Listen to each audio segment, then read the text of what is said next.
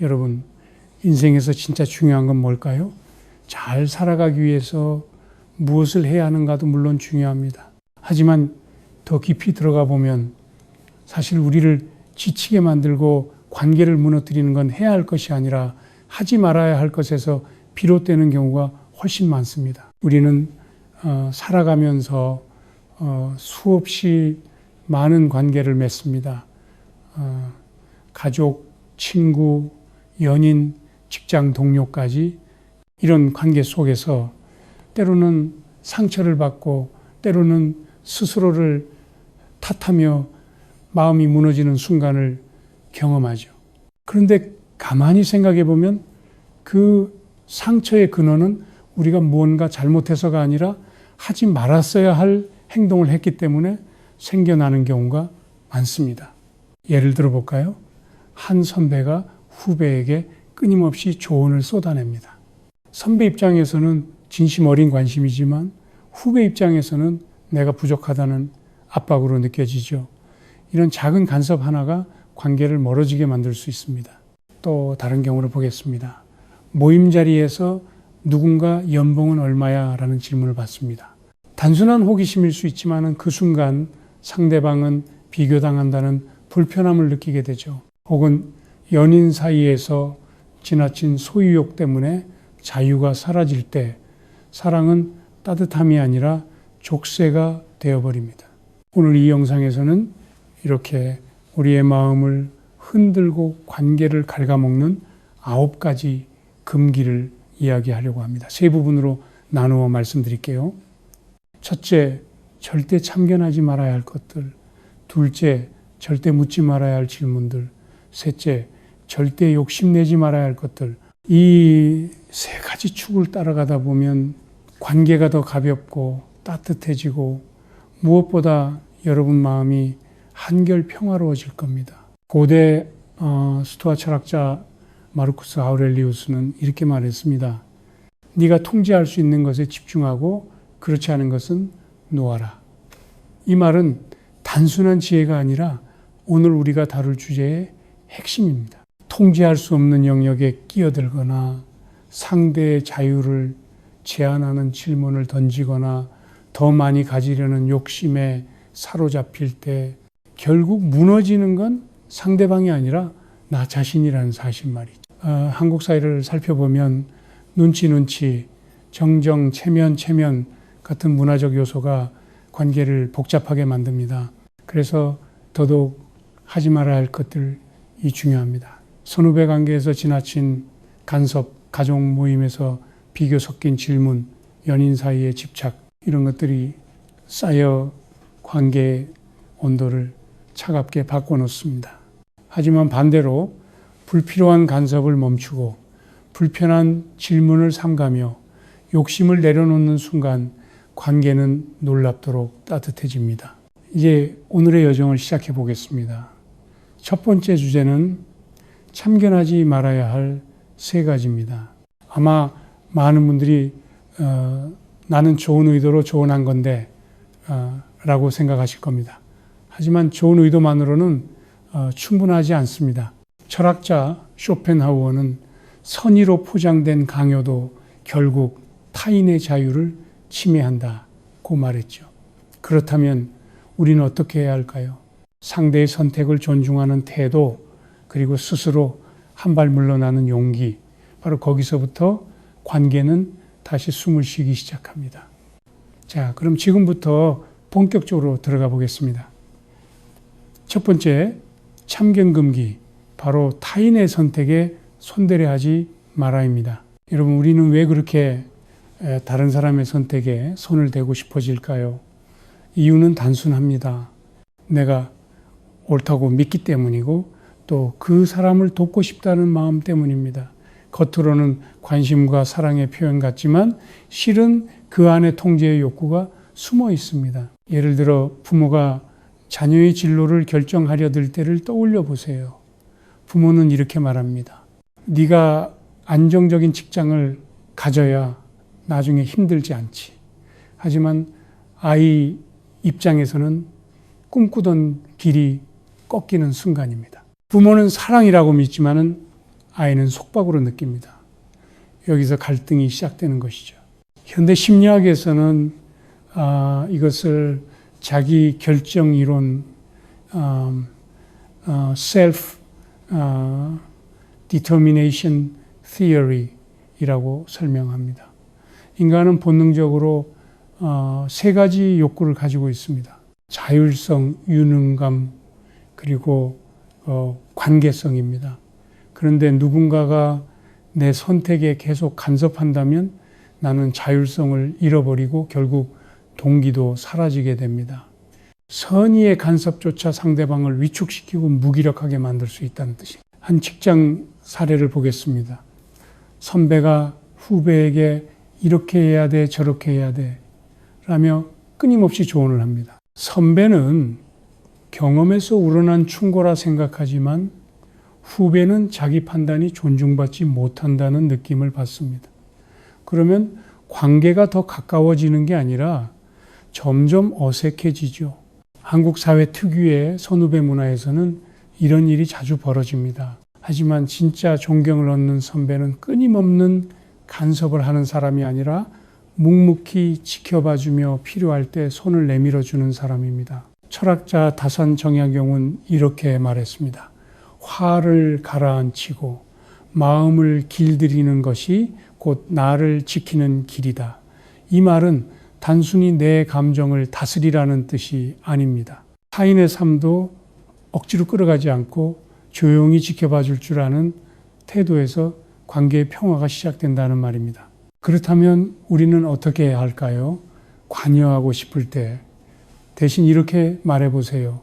내가 보기엔 조금 걱정되긴 하지만 네 선택을 존중해. 필요하면 언제든 내가 옆에 있을게.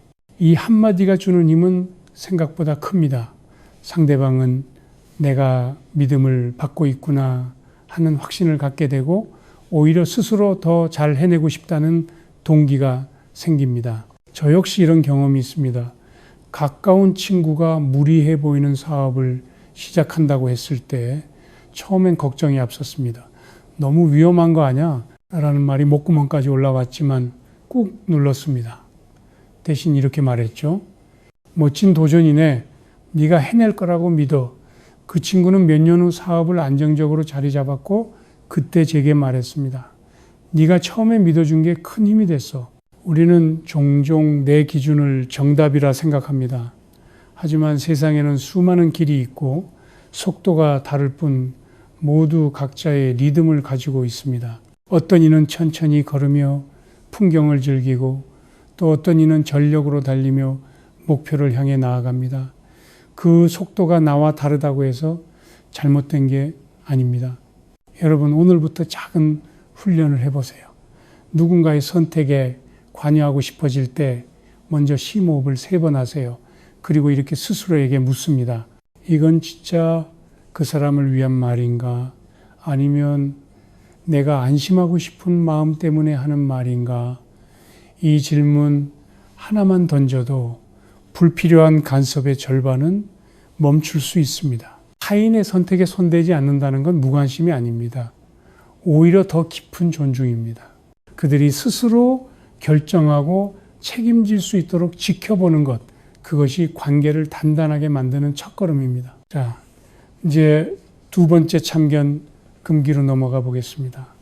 이번에는 상대의 불완전함을 존중하는 법에 대해 이야기하겠습니다. 사람은 누구나 불완전합니다. 그런데 우리는 가까운 사람일수록 완벽을 기대하곤 합니다. 아이에게는 공부를 더 잘하길 바라고 배우자에게는 더 세심하고 책임감 있는 사람이 되기를 요구하죠. 하지만 이런 기대가 쌓이면 상대방은 오히려 더 위축되고 멀어집니다.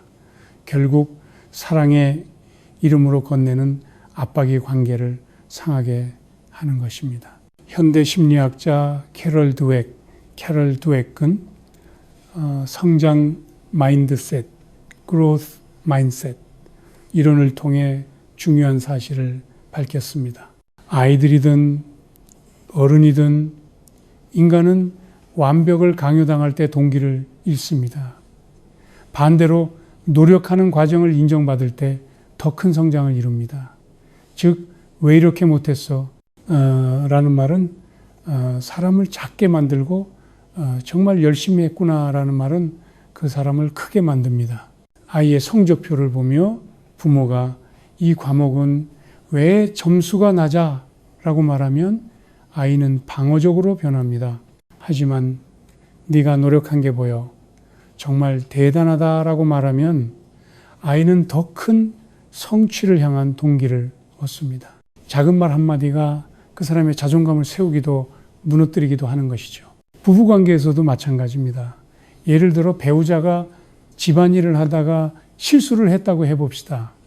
왜 이렇게 했어? 라는 말은 불평으로 들립니다. 하지만 고마워. 네가 해줘서 정말 도움이 됐어. 라고 말하면 불완전함이 오히려 따뜻한 정곡으로 바뀝니다. 철학자 쇼펜하우어는 이렇게 말했습니다. 인생의 고통은 대부분 우리가 완전함을 갈망하기 때문에 생긴다. 완벽은 환상일 뿐이며 그 환상을 좇을수록 우리는 더 많은 불만족에 시달리게 됩니다. 반대로 불완전함을 인정하면 관계는 한결 자유로워집니다. 한국 사회의 특수한 상황을 생각해 봅시다. 직장에서는 선배가 후배에게 늘 완벽한 결과를 요구합니다. 하지만 후배 입장에서는 내가 뭘 해도 부족하다라는 좌절감이 쌓이죠. 그러다 보면 눈치만 늘고 창의성은 사라집니다. 반대로 이번에 고생 많았어. 다음엔 같이 더 좋은 방법을 찾아보자라는 한마디가 나오면 후배는 오히려 더 적극적으로 도전하게 됩니다. 여러분도 한번 떠올려 보세요. 최근에 가까운 누군가의 작은 실수 앞에서 어떤 말을 하셨나요? 혹시 지적부터 시작하지는 않았나요? 그렇다면 오늘부터 이렇게 바꿔보세요. 먼저 수고했어 라는 말로 따뜻하게 감싸고 그 다음에 다음에는 뭐가 더 도움이 될까라는 질문으로 연결해 보세요. 이 두 가지 표현만 익혀도 관계의 공기가 달라집니다. 사랑과 존중은 완벽에서 시작되지 않습니다. 불완전함을 있는 그대로 받아들이는 데서 시작됩니다. 완벽하지 않아도 괜찮다는 메시지가 상대방의 마음을 따뜻하게 감싸고 그 안에서 신뢰가 자라납니다. 여러분 지금 곁에 있는 사람을 한번 떠올려 보세요. 그 사람의 부족한 부분을 바꾸려 하기보다 그 모습 그대로를 인정해주면 어떨까요? 너라서 고마워. 이 한마디면 충분합니다. 이제 세 번째 참견, 금기로 넘어가 보겠습니다. 그것은 바로 내 기준으로 상대를 판단하지 말라는 것입니다. 우리는 흔히 내가 옳다는 확신 속에서 살아갑니다. 그래서 상대방의 행동이나 선택을 볼 때 본능적으로 내 기준으로 재단하려 하죠. 하지만 이 순간이 바로 관계를 멀어지게 만드는 출발점입니다. 한 직장 동료가 갑자기 회사를 그만두겠다고 선언했다고 가정해 봅시다. 많은 사람들이 반사적으로 이렇게 묻습니다. 왜 그렇게 성급해? 지금은 타이밍이 안 좋은데. 이 말 속에는 내 눈에 맞지 않는다는 판단이 숨어 있습니다. 하지만 상대방은 오랫동안 고민 끝에 내린 결정을 이제 막 털어놓은 것일지도 모릅니다. 그런 질문을 들으면 그는 스스로를 변명해야 한다는 압박을 느끼고 대화의 문은 닫혀버립니다. 철학자 장자 존즈는 이렇게 말했습니다. 세상은 너의 시선이 아니라 그들의 시선에서 만들어진다. 이 말은 간단하지만 강력합니다. 우리는 늘 자기 시각으로만 세상을 보려 하지만 관계에서 중요한 건 상대방의 시선으로 바라보려는 노력입니다. 현대 심리학에서도 이를 뒷받침합니다. 기본적 귀인 오류 Fundamental Attribution Error라는 개념이 있죠. 사람들은 타인의 행동을 그 사람의 성격이나 본질 탓으로 돌리는 경향이 있습니다. 동료가 퇴사하면 저 사람은 성급해라고 단정짓고 친구와 연락이 없으면 나를 소홀히 하는구나 라고 해석하죠. 하지만 그 안에는 우리가 모르는 맥락과 사정이 있습니다. 이럴 때 필요한 것은 판단이 아니라 공감입니다. 예를 들어 동료가 회사를 떠난다고 할 때 이렇게 말해보세요. 그동안 얼마나 고민이 많았을까? 이 한마디는 그에게 변명할 기회를 강요하지 않고 오히려 진심을 나눌 수 있는 문을 열어줍니다. 한국 사회에서는 특히 체면 문화가 강하다 보니 상대를 평가하거나 재단하는 말이 쉽게 나오곤 합니다. 결혼을 늦추면 왜 아직도 안 했어? 라는 말이, 다른 선택을 하면 그게 맞아? 라는 질문이 자연스럽게 튀어나옵니다. 하지만 이런 말은 상대방을 존중하기보다 내 틀 안에 끼워 맞추려는 시도일 뿐입니다. 관계를 지키는 데 필요한 건 내 시선을 내려놓는 용기입니다.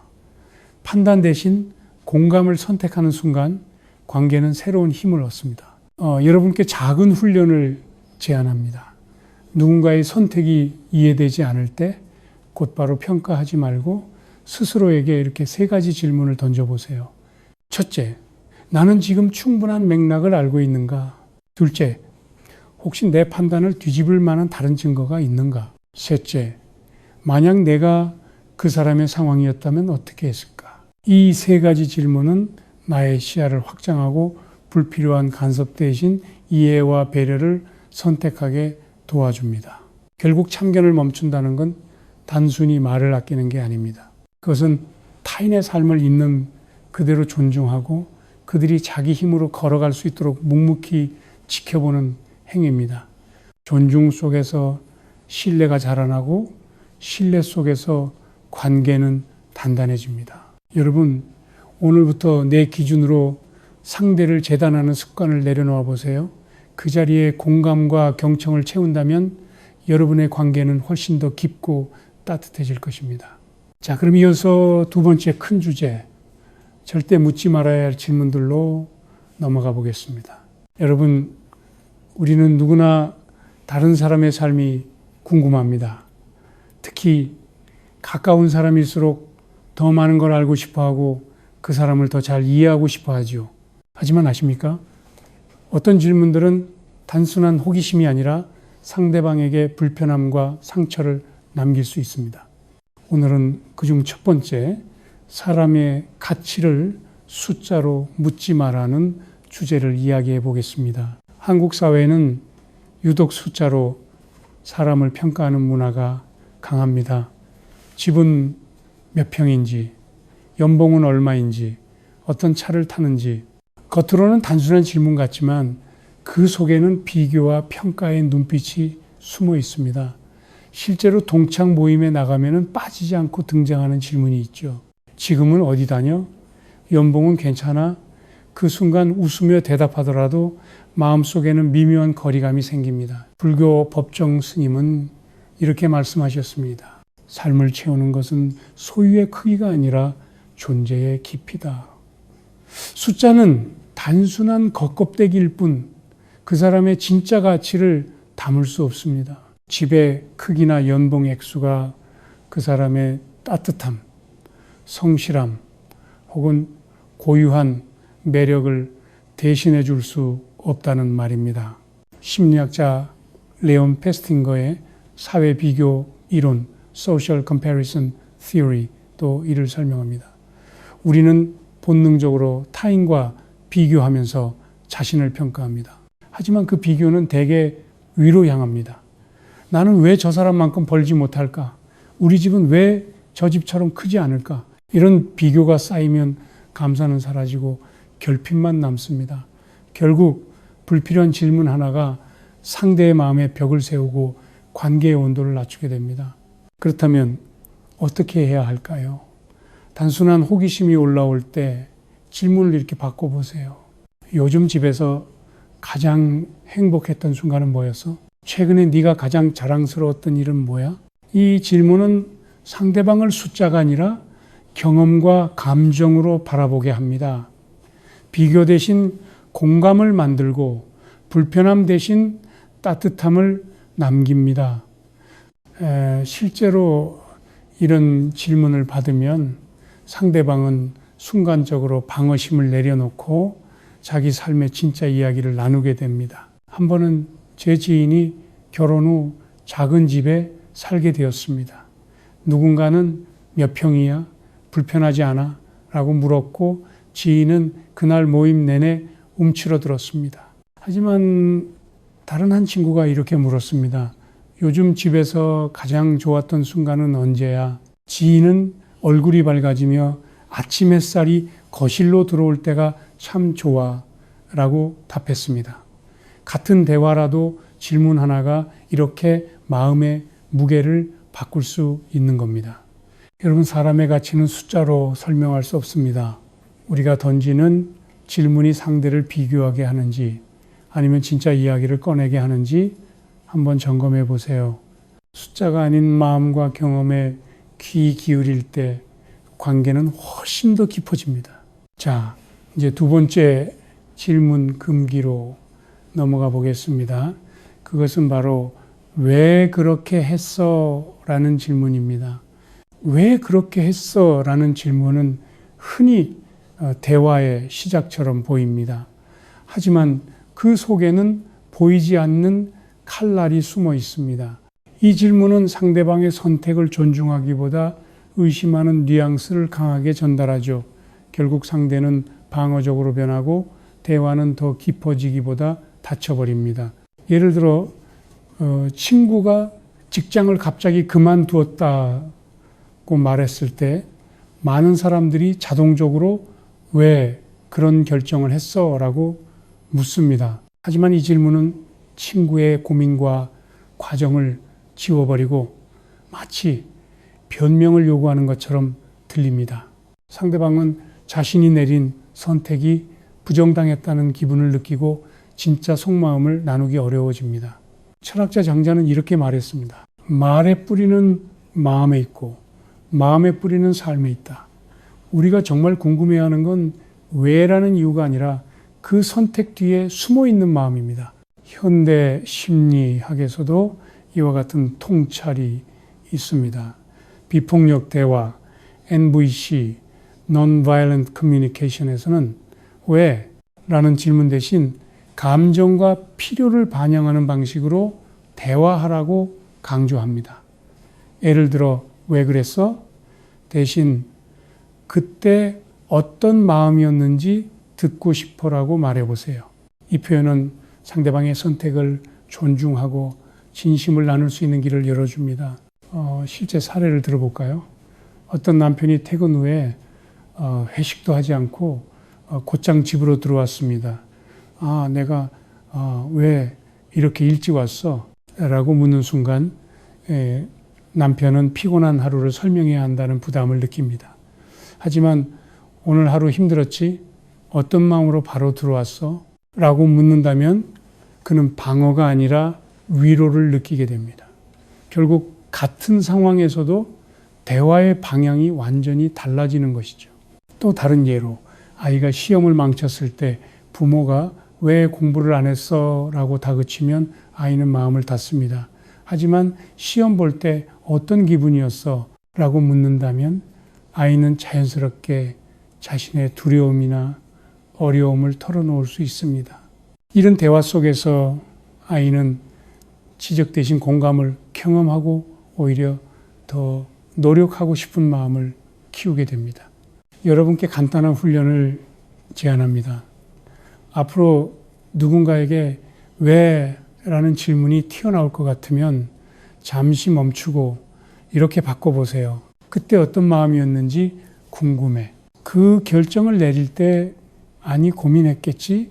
혹시 내가 도울 수 있는 게 있을까? 이 짧은 표현들이 상대방의 방어심을 낮추고 진짜 대화를 시작하게 만듭니다. 관계는 의심에서 자라지 않습니다. 이해와 공감 속에서만 깊어집니다. 그러니 여러분, 오늘부터는 왜 그렇게 했어? 라는 질문 대신 마음을 묻는 질문을 던져보세요. 그 작은 변화가 대화의 공기를 완전히 바꿀 것입니다.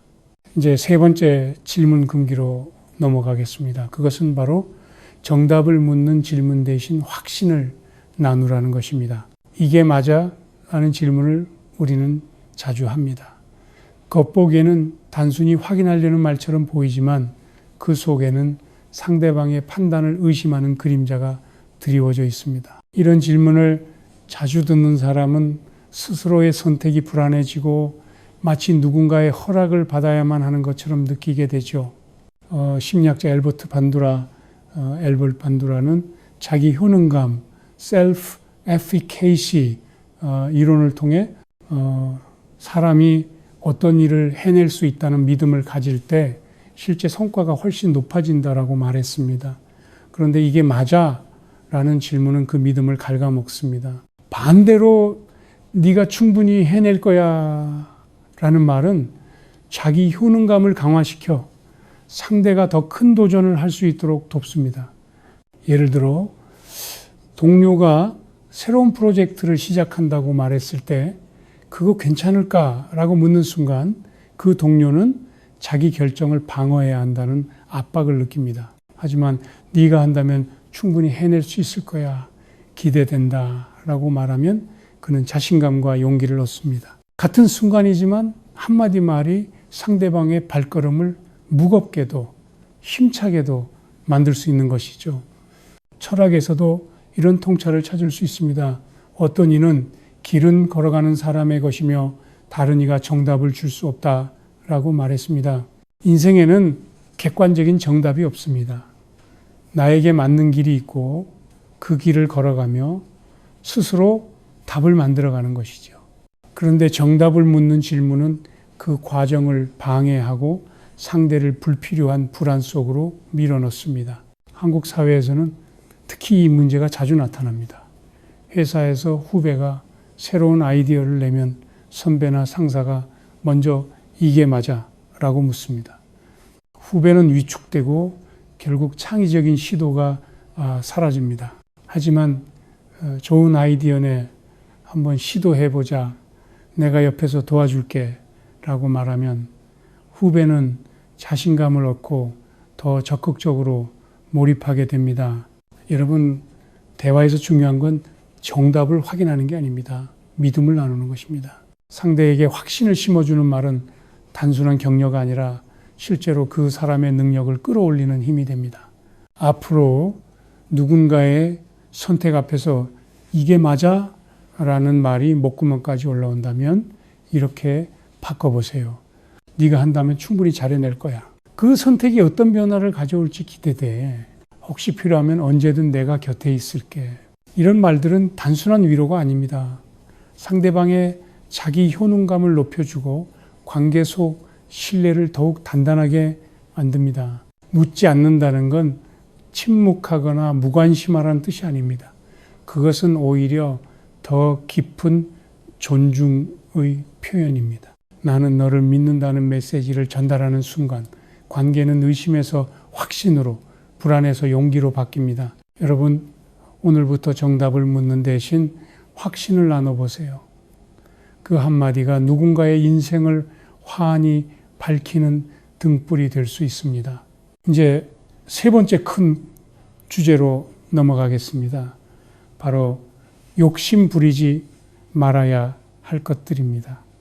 그 첫 번째는 사람을 소유하려는 욕심을 내려놓으라는 것입니다. 사람을 사랑할 때 우리는 종종 착각을 합니다. 사랑은 곧 소유라고 말이죠. 내 옆에 있어줘야 해. 내가 원하는 대로 해줘야 해. 라는 마음은 처음에는 애정처럼 보이지만 시간이 지날수록 상대방을 숨막히게 합니다. 부모가 자녀에게 내 기대에 꼭 맞게 살아야 해라고 요구하거나 연인이 서로의 일거수일투족을 통제하려 들 때 그건 진정한 사랑이 아니라 소유의 욕심입니다. 사랑이란 상대에게 자유를 주는 것이지 그 자유를 빼앗는 것이 아니기 때문입니다. 장자는 이렇게 말했습니다. 사랑한다면 묵지 말고 날개를 달아주어라. 이 말처럼 상대를 붙잡으려는 순간 사랑은 족쇄로 변하고 상대가 자유롭게 선택할 수 있도록 믿어줄 때 사랑은 진짜 힘을 발휘합니다. 심리학에서도 이를 잘 설명합니다. 애착 이론, attachment theory에 따르면 불안정한 애착을 가진 사람은 상대를 잃을까 봐 더 강하게 붙들려 합니다. 하지만 아이러니하게도 그 집착이 오히려 관계를 더 불안정하게 만들죠. 반대로 안정적인 애착을 가진 사람은 네가 자유로울 때 나와의 관계도 더 건강하다는 믿음을 가지고 그래서 관계가 더 오래 갑니다. 실제로 한국 사회에서 자주 보이는 장면이 있습니다. 연인이 서로의 카카오톡 메시지 읽음 표시를 확인하며 왜 답장이 늦어? 라고 다투는 경우입니다. 사랑이라는 이름으로 시작된 집착이 결국은 불신을 키우고 관계를 피곤하게 만드는 것이죠. 이럴 때 필요한 건 소유하려는 욕심을 내려놓는 작은 연습입니다. 예를 들어 하루에 단 24시간 중 한 번은 상대를 전혀 간섭하지 않고 자유롭게 두는 시간을 가져보세요. 그 시간 동안은 지금 뭐 해? 어디야? 라는 질문을 삼가고 대신 오늘 네가 선택한 시간 마음껏 즐기길 바라 라는 마음으로 보내보세요. 처음엔 불안할 수 있지만 그 자유가 쌓일수록 오히려 신뢰가 깊어집니다. 저는 한 지인의 이야기를 잊지 못합니다. 그는 연애 초기에는 상대를 너무 사랑한 나머지 늘 함께 있고 싶어 했습니다. 하지만 시간이 갈수록 상대방은 점점 지쳐갔습니다. 결국 그는 깨달았습니다.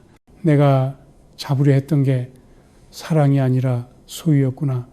그 후로 그는 태도를 바꿔 더 이상 상대의 하루를 통제하려 하지 않았습니다. 놀랍게도 그때부터 관계는 훨씬 편안하고 건강해졌습니다. 여러분, 사랑은 소유가 아닙니다. 사랑은 자유를 주는 것입니다. 오늘부터 내 뜻대로 해줘야 한다는 욕심을 내려놓고 네가 자유롭게 선택해도 나는 널 믿고 응원해라는 마음을 가져보세요. 이 한마디가 상대의 마음을 따뜻하게 감싸고 관계를 더 단단하게 만듭니다. 이제 두 번째 욕심의 함정으로 넘어가겠습니다. 그것은 바로 모든 걸 완벽히 하려는 욕심입니다. 우리는 왜 그렇게 완벽을 추구할까요? 아이의 성적, 배우자의 행동, 직장에서의 성과까지 모든 것이 흠잡을 데 없이 이루어지기를 바랍니다. 하지만 이 욕심은 우리를 더 나은 사람으로 만드는 것이 아니라 끝없는 피로와 좌절로 몰아넣습니다. 완벽을 향한 집착은 관계에도 무거운 짐이 됩니다. 심리학자 도널드 위니컷은 충분히 좋은 good enough 원칙을 이야기했습니다. 완벽할 필요는 없고 충분히 좋은 정도면 인간관계와 삶이 건강하게 유지된다는 것이죠. 그런데 우리는 이 단순한 진리를 자주 있습니다. 아이가 시험에서 90점을 맞으면 왜 100점이 아니야? 라고 하고 배우자가 집안일을 도우면 왜 이렇게밖에 못해? 라고 말합니다. 결국 상대방은 나는 늘 부족하다는 좌절 속에 빠집니다. 불교 법정 스님 역시 말씀하셨습니다. 불완전한 것들 속에서 아름다움을 발견할 때 비로소 삶은 완전해진다. 완벽을 내려놓는 순간 삶은 훨씬 더 따뜻하고 여유로워집니다. 또 다른 욕심은 비교에서 옵니다. 왜 나는 저 사람처럼 되지 못할까? 우리 집은 왜 저 집만큼 크지 않을까? 비교는 끝없는 결핍을 낳습니다. 심리학자 베리 슈워츠는 이를 선택의 역설, paradox of choice이라고 설명했습니다. 더 많이 비교할수록 더 많은 선택지를 마주할수록 만족감은 오히려 줄어든다는 것이죠. 한국 사회에서는 특히 체면 문화 때문에 비교가 일상처럼 자리 잡았습니다. 친구의 연봉, 이웃의 아파트 평수, 자녀의 대학 입학 소식까지 모두가 비교의 대상이 됩니다. 하지만 공자는 이렇게 말했습니다. 자신을 아는 것이 가장 큰 지혜이다. 남과 비교하기보다 자기 속도를 존중하는 것이 진정한 지혜라는 뜻입니다. 여러분도 오늘부터 작은 실천을 시작해 보세요. 첫째, 완벽하려는 욕심 대신 충분히 좋은 체크리스트를 만들어 보세요. 일을 끝냈을 때 내가 할 수 있는 만큼은 했다라고 말할 수 있다면 그것으로 충분합니다. 둘째, 비교의 욕심 대신 매일 밤 감사 일기를 3줄씩 써보세요.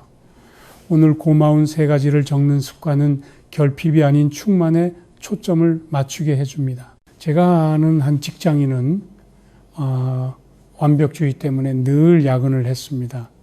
하지만 그는 어느 날 이렇게 선언했습니다. 오늘은 충분히 잘했어. 내일 더 할 수 있으면 그때 하자. 그렇게 한 뒤 그는 신기하게도 성과가 줄지 않았습니다. 오히려 효율이 높아지고 가족과 보내는 시간이 늘면서 관계가 더 따뜻해졌습니다. 완벽을 내려놓고 비교를 멈추는 순간 우리는 진짜 중요한 것을 다시 발견하게 됩니다. 지금 이 순간 곁에 있는 사람, 이미 가지고 있는 것, 그리고 불완전하지만 따뜻한 나 자신 말입니다. 여러분, 오늘부터 완벽을 내려놓고 비교를 멈추어 보세요. 그러면 삶은 더 편안해지고 관계는 더 깊어지며 마음은 더 자유로워질 것입니다. 이제 마지막으로 오늘의 여정을 정리하며 이 영상 초반에 드렸던 자가 진단 테스트의 결과와 함께 7일 실천 챌린지를 안내해 드리겠습니다. 지금까지 우리는 관계를 무너뜨리는 9가지 금기를 살펴봤습니다. 첫째, 참견하지 말 것. 타인의 선택에 손대지 않고 불완전함을 존중하며 내 기준으로 판단하지 않는 것. 둘째, 묻지 말 것 숫자로 가치를 재지 않고 왜 그렇게 했어? 라는 의심의 질문을 삼가며 정답을 요구하지 않는 것. 셋째, 욕심내지 말 것. 사람을 소유하려는 집착을 버리고 완벽과 비교의 욕심을 내려놓는 것이었습니다. 이 9가지는 사실 한 가지로 요약할 수 있습니다. 바로 존중입니다. 존중이란 침묵이 아니라 상대를 있는 그대로 받아들이고 그 안에서 신뢰를 심어주는 행위입니다. 존중은 관계를 단단하게 하고 동시에 나 자신의 마음을 편안하게 합니다. 그리고 여기서 작은 7일 실천 챌린지를 드리고 싶습니다. 2일차 주변에서 참견하고 싶은 순간을 기록하세요. 그리고 실제로는 어떻게 말했는지, 어떻게 바꿀 수 있었는지 비교해 보세요. 3, 4일차 숫자나 이유를 묻는 대신 감정과 경험을 묻는 질문을 연습하세요. 5, 7일차 완벽과 비교의 습관을 내려놓고 하루에 3가지 감사할 일을 적어보세요. 이 챌린지를 따라가다 보면 작은 변화가 여러분의 관계와 마음을 얼마나 크게 바꾸는지 직접 경험하게 될 겁니다. 스토아 철학자 마르쿠스 아우렐리우스는 이렇게 말했습니다. 행복은 외부가 아니라 내 마음을 다스릴 때 생긴다. 오늘 우리가 다룬 9가지 금기도 결국 같은 이야기를 하고 있습니다. 하지 말아야 할 것들을 내려놓을 때 마음은 고요해지고 관계는 따뜻해집니다. 이제 여러분께 묻고 싶습니다. 여러분은 오늘 이야기한 금기 중에서 가장 먼저 내려놓고 싶은 습관이 무엇인가요? 댓글로 남겨주시면 그것이 다른 분들에게도 큰 깨달음과 위로가 될 것입니다. 혹시 주변에 이 영상이 필요한 분이 있다면 공유해 주세요. 구독과 좋아요는 제가 더 많은 이야기를 준비하는데 큰 힘이 됩니다. 여러분 기억하세요.